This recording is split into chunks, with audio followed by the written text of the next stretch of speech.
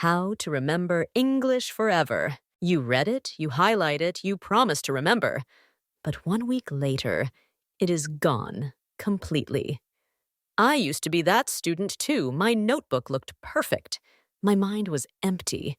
I would stare at the same page again and again. The words felt familiar, but never alive. It was like watching someone run a marathon and thinking my legs would get stronger just by looking.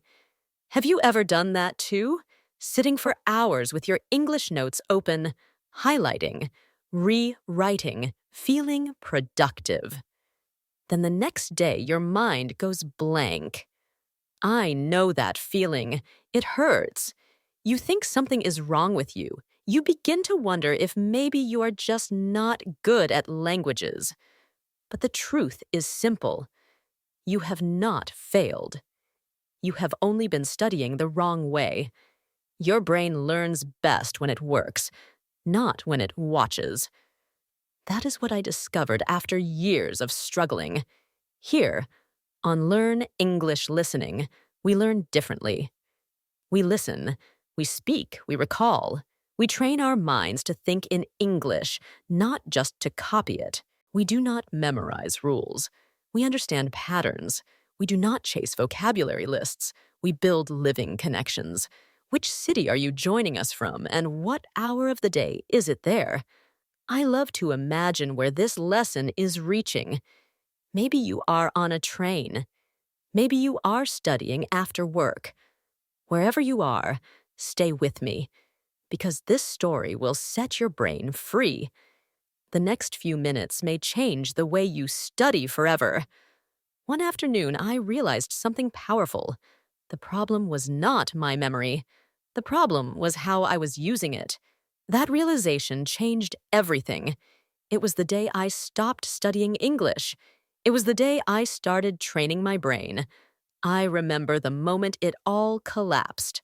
I had prepared for a big interview in English. I memorized every answer. I rehearsed in front of the mirror. I even practiced smiling at the right time. But when the interviewer asked the first question, my mind went blank. Every word I had memorized disappeared into thin air. My hands were cold, my mouth dry, my heart beating too fast. I smiled, pretending I was thinking. Inside, I was breaking. I walked out of that room ashamed. For days, I could not open my notebook.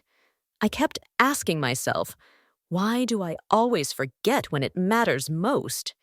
I told myself I would never speak English again.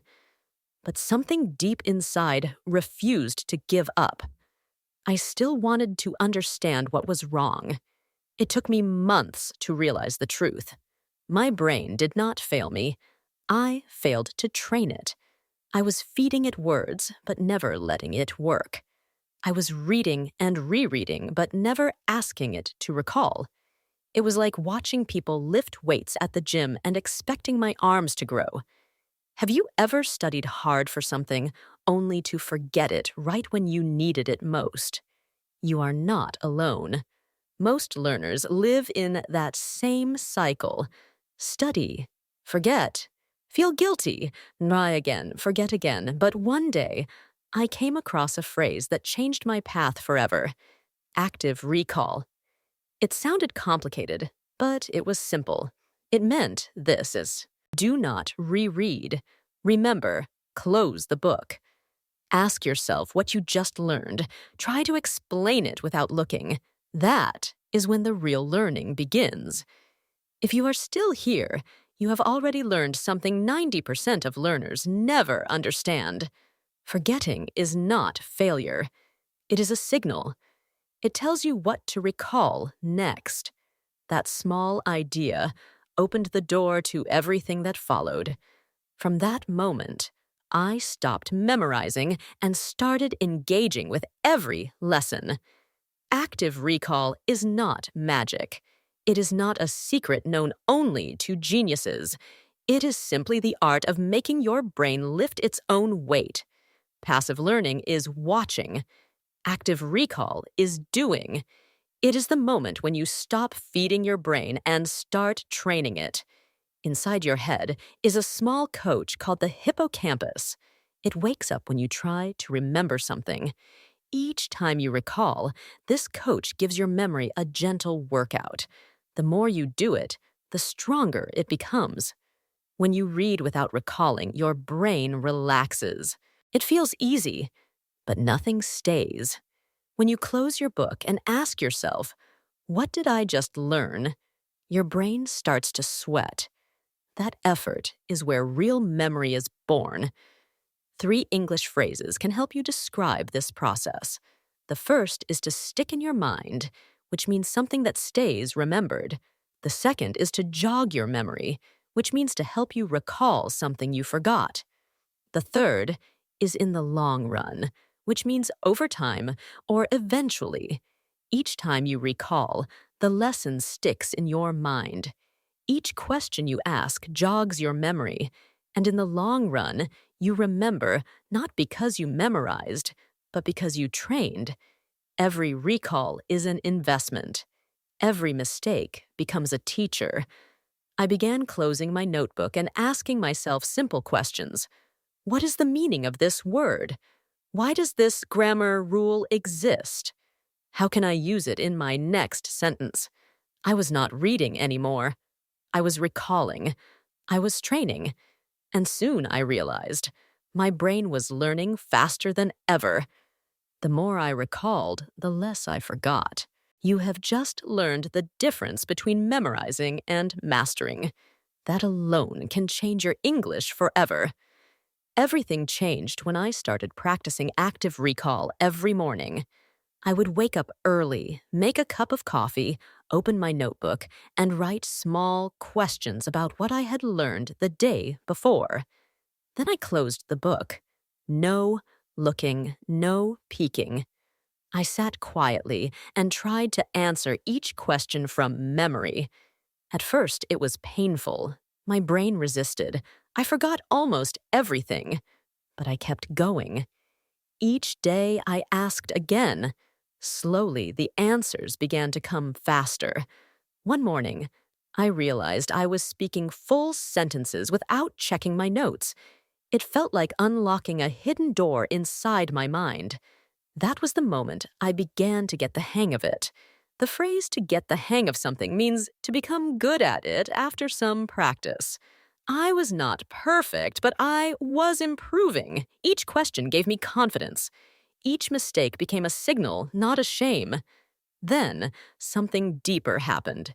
I began to build up confidence in every part of my learning. I stopped fearing tests. I stopped worrying about forgetting. My brain was no longer my enemy, it was my training partner.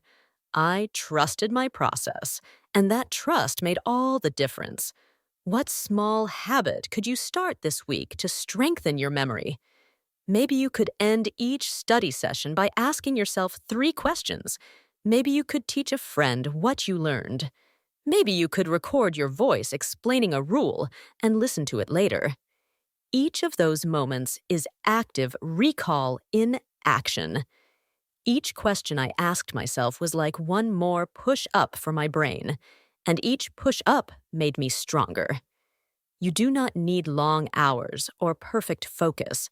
You need practice that asks your brain to try.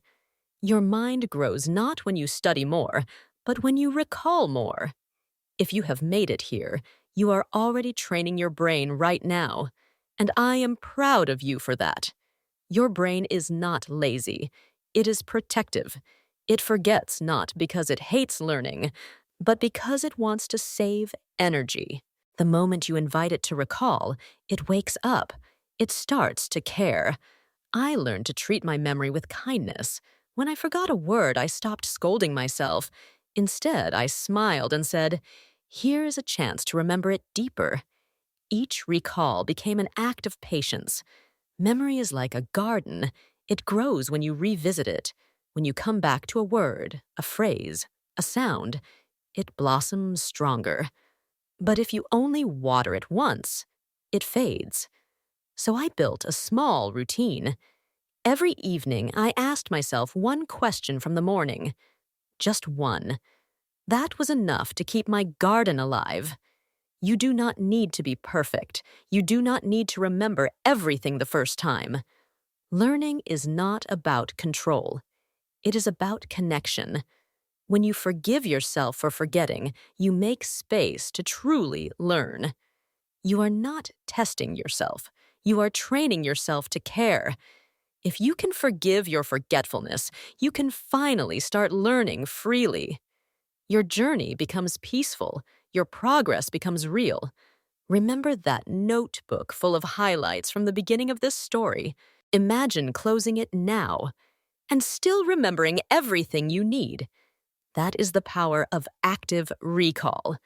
You are no longer chasing information. You are building memory that lives inside you.